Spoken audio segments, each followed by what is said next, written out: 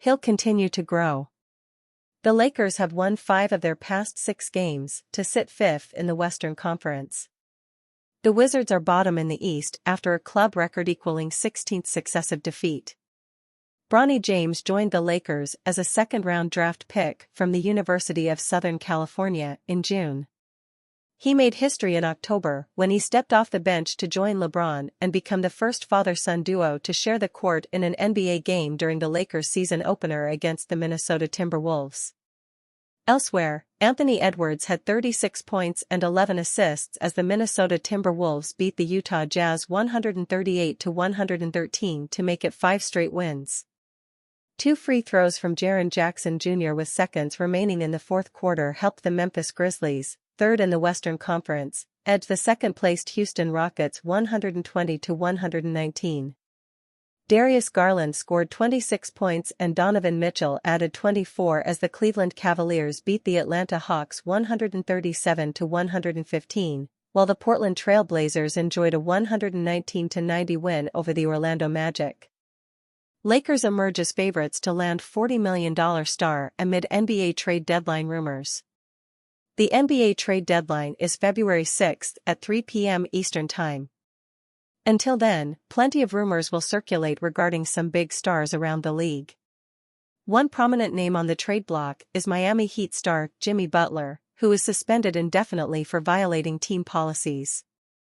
Another one is Indiana Pacers center Myles Turner, whose name has seemingly been in trade discussions the past few years. Once again, the Los Angeles Lakers have been linked to Turner, and those rumors were fueled even more by the injury to Anthony Davis. In the latest odds from online sportsbook Bovada, the Lakers have emerged as the favorites for Turner. The odds on Bovada state, where will Myles Turner play after the 2025 NBA trade deadline if not the Pacers? A recent report stated the Lakers inquired again about Turner because the asking prices for 2 other centers, Jonas Valanciunas, Wizards, and Nikola Vucevic, Bulls, are out of LA's price range. The Kings have the second best odds, which is interesting given the latest rumblings about guard De'Aaron Fox potentially being traded. Turner signed a 2-year, $40.9 million extension with the Pacers in 2023, so his deal runs out at the end of this season. For that reason, teams might be unwilling to trade many assets for Turner, who could be a short-term rental. On the year, Turner is averaging 15.6 points, with 6.8 rebounds and 1.9 blocks per game.